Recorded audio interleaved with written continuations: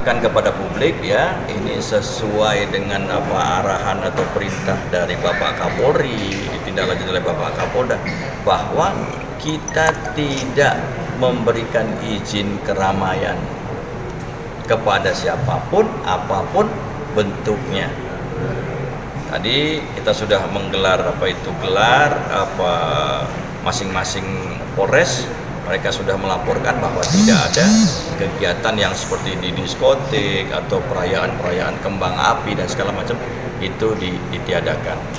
Ya. Untuk sanksi sendiri, sanksi general kalau dia melanggar Kan malam ini ya, bukan besok kan? Nah, malam ini.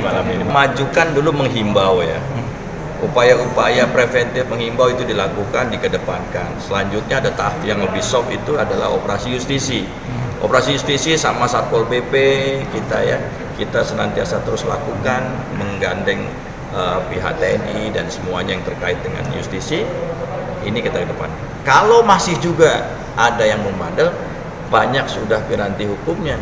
Kalau yang melawan petugas di 216, 212 itu ada di KWP, di Undang-Undang Wabah Penyakit juga ada, terus Undang-Undang Karantina juga ada. Itu semuanya sudah personil yang di lapangan sudah mengetahui. Jangan lupa subscribe, share, komen, dan like ya.